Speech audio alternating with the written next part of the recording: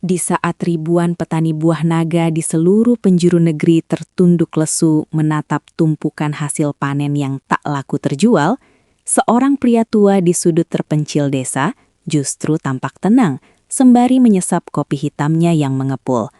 Di hadapannya, hamparan kebun yang biasanya sunyi di malam hari kini berubah menjadi lautan cahaya yang memukau, menyimpan sebuah rahasia besar yang selama ini ia simpan rapat demi membalikkan nasib dari kemiskinan menjadi kemakmuran yang tak terbayangkan oleh tetangga sekitarnya.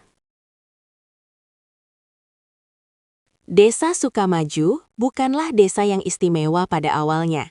Hanya sebuah pemukiman agraris di mana tanahnya didominasi oleh tanaman kaktus berduri yang menghasilkan buah berwarna merah menyala dengan sisik-sisik hijau yang eksotis. Pak Darsono, tokoh utama dalam kisah ini, adalah salah satu perintis yang membawa bibit buah naga pertama ke wilayah tersebut puluhan tahun yang lalu. Ia adalah pria dengan kulit yang telah ditempa oleh matahari, berwarna coklat gelap dengan kerutan-kerutan di sudut mata yang menceritakan ribuan jam kerja keras di bawah terik langit tropis. Tangannya kasar, penuh dengan bekas luka kecil akibat duri-duri tajam pohon buah naga yang seringkali menusuk tanpa ampun saat ia melakukan pemangkasan rutin. Selama bertahun-tahun, Pak Darsono dan para petani lainnya terjebak dalam siklus yang sama, sebuah pola musiman yang seolah menjadi kutukan sekaligus berkah yang tidak seimbang. Ketika musim panen raya tiba, biasanya antara bulan November hingga Maret, langit akan menurunkan hujan dengan melimpah, dan bunga-bunga buah naga akan mekar serempat di bawah sinar matahari yang cukup. Namun, kelimpahan ini justru menjadi bumerang bagi mereka. Karena semua pohon berbuah di waktu yang sama, pasar pun kebanjiran pasokan. Hukum ekonomi bekerja dengan kejam. Ketika barang melimpah, harga akan merosot tajam hingga ke titik di mana biaya transportasi ke pasar terkadang lebih mahal daripada nilai jual buah itu sendiri. Pak Darsono seringkali melihat dengan hati hancur bagaimana tetangga-tetangganya membiarkan buah-buah naga yang ranum itu membusuk di pohon, atau bahkan membuangnya ke pinggir jalan karena merasa percuma jika dipetik hanya untuk dihargai beberapa ribu rupiah per kilogramnya. Namun, Pak Darsono bukanlah tipe orang yang menyerah pada keadaan. Ia mulai mengamati dengan sangat teliti perilaku tanaman-tanamannya. Ia memperhatikan bahwa buah naga, yang merupakan keluarga kaktus, sebenarnya sangat bergantung pada durasi penyinaran matahari untuk merangsang munculnya kuncup bunga.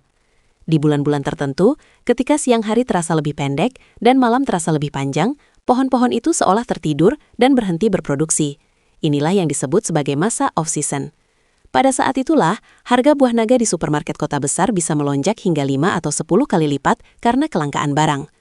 Pak Darsono berpikir keras, bagaimana jika ia bisa menipu alam? Bagaimana jika ia bisa membuat pohon-pohonnya mengira bahwa hari masih siang meskipun matahari sudah tenggelam? Ide ini muncul saat ia secara tidak sengaja membaca sebuah artikel di koran bekas tentang penggunaan lampu tambahan di perkebunan bunga krisan. Dengan sisa tabungan yang sangat terbatas, yang sebenarnya disiapkan untuk biaya sekolah cucunya, Pak Darsono nekat melakukan sebuah eksperimen yang dianggap gila oleh warga desa.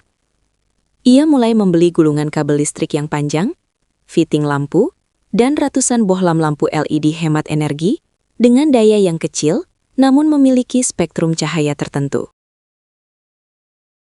Proses instalasi itu dilakukan secara sembunyi-sembunyi di sore hari agar tidak menarik perhatian terlalu banyak orang. Pak Darsono memanjat satu persatu tiang beton penyangga buah naga, memasang kabel-kabel yang menjuntai di antara dahan-dahan kaktus yang berduri.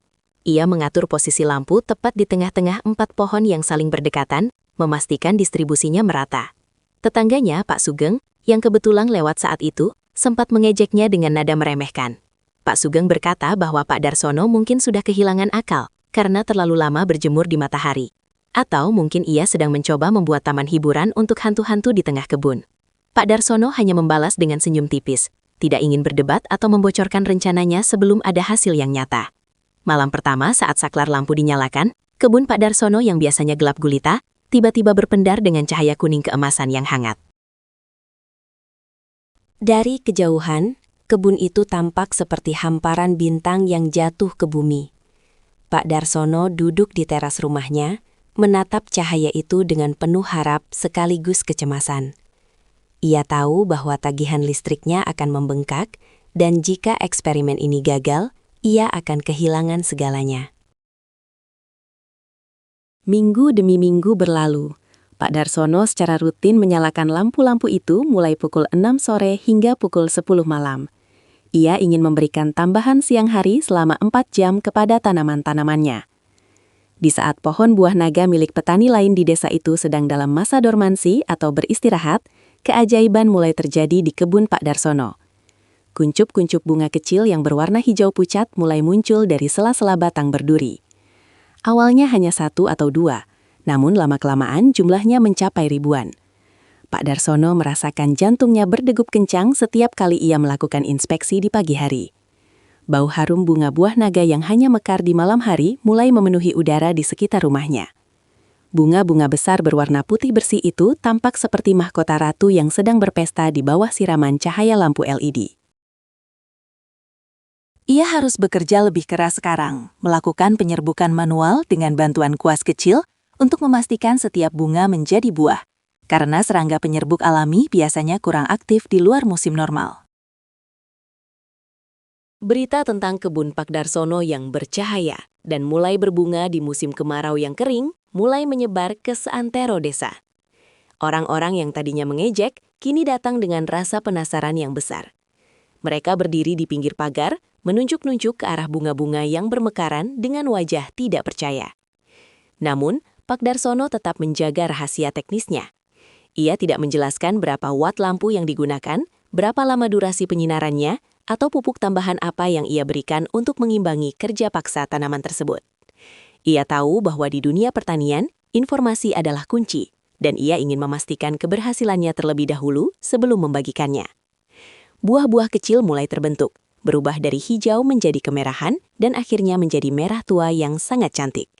Ukurannya justru lebih besar dan kualitasnya lebih baik, karena pada musim off-season ini, hama lalat buah cenderung lebih sedikit dibandingkan saat musim hujan. Hari yang dinanti pun tiba. Saat itu adalah bulan Juli, puncak dari kelangkaan buah naga di pasar nasional. Harga di tingkat petani yang biasanya hanya Rp3.000 per kilogram, kini meroket hingga mencapai Rp25.000 per kilogram. Pak Darsono menghubungi seorang pengepul besar dari kota yang biasanya hanya mengambil buah dalam jumlah masif. Pengepul itu awalnya skeptis, tidak percaya bahwa ada petani yang memiliki stok buah naga berkualitas di bulan Juli. Namun ketika truk besar itu sampai di depan kebun Pak Darsono, sang pengepul terbelalak. Ia melihat ribuan buah naga yang siap panen, warnanya merah menyala, kontras dengan tanah yang kering kerantang di sekitarnya. Tanpa banyak tawar-menawar, sang pengepul langsung menyetujui harga tertinggi yang diminta Pak Darsono. Proses pemanenan dilakukan dengan penuh sukacita. Pak Darsono dibantu oleh beberapa pemuda desa yang ia bayar dengan upah layak. Setiap buah dipotong dengan hati-hati, disisakan sedikit tangkainya agar tetap segar, lalu dibungkus dengan jaring plastik sebelum disusun ke dalam peti-peti kayu. Hasil penjualan dari panen tunggal di musim off-season itu ternyata setara dengan hasil panen 3 tahun di musim normal. Pak Darsono tiba-tiba menjadi orang yang paling dicari di desanya. Namun alih-alih menjadi sombong atau menutup diri, ia justru merasa ini adalah saat yang tepat untuk berbagi. Ia mengundang seluruh petani di Desa Sukamaju untuk berkumpul di balai pertemuan kecil di samping rumahnya. Di sana, di bawah sinar lampu yang sama dengan yang ia gunakan di kebun, Pak Darsono membongkar semua triknya. Ia menjelaskan secara mendetail tentang teknik long day plant atau manipulasi panjang hari menggunakan cahaya lampu. Ia menunjukkan catatan-catatan kecilnya tentang biaya listrik yang ternyata sangat tertutup oleh selisih harga jual yang tinggi.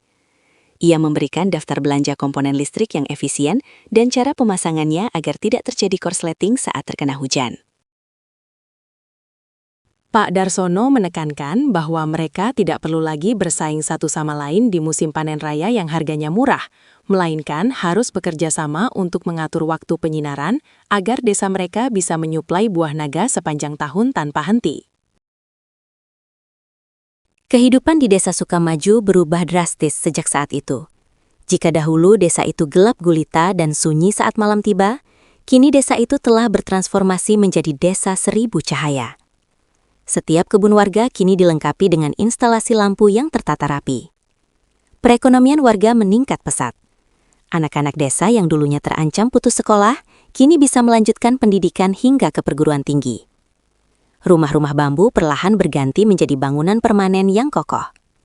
Namun yang paling penting, Pak Darsono telah berhasil mengubah pola pikir para petani dari sekadar pengolah tanah menjadi pengusaha tani yang cerdas dan inovatif. Ia membuktikan bahwa dengan sedikit kreativitas, keberanian untuk mengambil resiko, dan kemauan untuk belajar dari alam, keterbatasan musim bukanlah penghalang untuk mencapai kesuksesan. Pak Darsono kini sering diundang ke berbagai daerah untuk memberikan pelatihan. Namun, ia selalu kembali ke kebunnya, tempat di mana ia merasa paling bahagia, di antara duri-duri kaktus dan cahaya lampu yang telah menerangi jalan hidupnya dan seluruh warga desanya. Kisah Pak Darsono menjadi bukti nyata bahwa di balik setiap kesulitan pasti ada peluang yang tersembunyi, asalkan kita mau membuka mata dan pikiran. Ia tidak hanya memanen buah naga di saat harga mahal, tetapi ia juga memanen rasa hormat dan kasih sayang dari orang-orang di sekitarnya. Kebunnya yang bercahaya bukan sekadar alat untuk mencari keuntungan, melainkan simbol harapan bahwa kegelapan ekonomi sekalipun bisa diusir dengan cahaya ilmu pengetahuan dan semangat kebersamaan. Setiap malam, saat lampu-lampu di kebun itu menyala, mereka tidak hanya sedang merangsang bunga untuk tumbuh, tetapi juga sedang merawat impian-impian besar dari setiap keluarga di Desa Sukamaju. Pak Darsono seringkali terlihat berdiri di pinggir kebunnya saat malam hari, memandangi hamparan cahaya itu dengan mata yang berkaca-kaca karena haru. Ia teringat masa-masa sulitnya dahulu, dan ia bersyukur bahwa Tuhan memberinya ilham untuk mencoba sesuatu yang berbeda. Baginya, kesuksesan sejati bukanlah saat ia menjadi kaya sendirian, melainkan saat ia bisa melihat tetangganya juga bisa tersenyum lebar saat musim panen tiba, tidak peduli apapun musimnya. Kini buah naga dari Desa Sukamaju telah merambah pasar internasional, diekspor ke berbagai negara dengan label kualitas premium. Para pembeli dari luar negeri seringkali datang langsung untuk melihat teknologi sederhana namun efektif yang diterapkan oleh Pak Darsono. Mereka kagum bagaimana teknologi lampu LED yang relatif murah bisa memberikan dampak ekonomi yang begitu masif bagi masyarakat pedesaan. Pak Darsono tetaplah pria yang rendah hati. Ia selalu menyambut tamu-tamunya dengan segelas kopi hitam dan potongan buah naga merah yang manis dan segar. Ia sering berpesan kepada para pemuda yang ingin belajar darinya bahwa tanah tidak pernah berbohong. Jika kita merawatnya dengan cinta dan kecerdasan, tanah akan memberikan hasil yang melimpah lebih dari yang kita minta. Dedikasi dan kerja kerasnya telah mengukir sejarah baru dalam dunia pertanian di daerahnya. Menjadikan buah naga bukan sekedar komoditas musiman, melainkan sumber kehidupan berkelanjutan yang terus bersinar terang benderang, secerah cahaya lampu-lampu di kebunnya yang menembus pekatnya malam. Perjalanan Pak Darsono menginspirasi banyak pihak, mulai dari akademisi hingga pejabat pemerintah yang mulai melirik potensi pertanian berbasis teknologi tepat guna. Banyak penelitian mulai dikembangkan untuk mengoptimalkan spektrum warna lampu yang paling efektif untuk pertumbuhan buah naga. Ada yang menggunakan warna merah, biru, atau kuning hangat seperti yang dilakukan Pak Darsono. Namun bagi warga desa, Pak Darsono adalah pahlawan tanpa tanda jasa yang telah menyelamatkan mereka dari jeratan tengkulak dan ketidakpastian harga pasar. Di usia senjanya, ia tidak lagi harus bekerja terlalu keras secara fisik karena sistem yang ia bangun sudah berjalan dengan sendirinya. Namun semangatnya untuk terus berinovasi tidak pernah padam. Ia mulai bereksperimen dengan sistem irigasi tetes otomatis untuk menghemat penggunaan air di musim kemarau panjang. Sekali lagi membuktikan bahwa usia hanyalah angka bagi mereka yang memiliki jiwa pembelajar. Kisah ini berakhir dengan pemandangan yang indah di sebuah sore yang tenang, di mana Pak Darsono duduk bersama cucu-cucunya di bawah pohon beringin besar di tengah desa. Ia menceritakan bagaimana dulu ia hampir putus asa, namun kemudian memilih untuk berjuang. Ia ingin cucu-cucunya tahu bahwa menjadi petani adalah profesi yang mulia dan penuh dengan tantangan intelektual. Sambil menunjuk ke arah kebun yang mulai menyalakan lampunya satu persatu seiring matahari terbenam, ia berbisik, bahwa cahaya itu adalah tanda bahwa manusia tidak boleh menyerah pada kegelapan. Dan di tengah keheningan malam yang mulai merayap, Desa Sukamaju pun kembali bersinar, memancarkan kehangatan dan kemakmuran bagi setiap jiwa yang ada di dalamnya. Sebuah warisan dari seorang pria tua yang berani bermimpi dan bertindak di luar batas kewajaran demi masa depan yang lebih cerah bagi semua orang. Terima kasih telah menyimak kisah inspiratif tentang perjuangan dan inovasi Pak Darsono dalam memajukan pertanian buah naga di desanya. Jangan lupa untuk menekan tombol subscribe dan like video ini jika Anda merasa cerita ini bermanfaat dan dapat memberikan motivasi bagi kita semua. Bagikan juga video ini kepada teman atau keluarga Anda, agar semangat inovasi ini terus tersebar luas. Untuk Anda yang sedang menonton, kami sangat ingin tahu dari mana asal daerah Anda.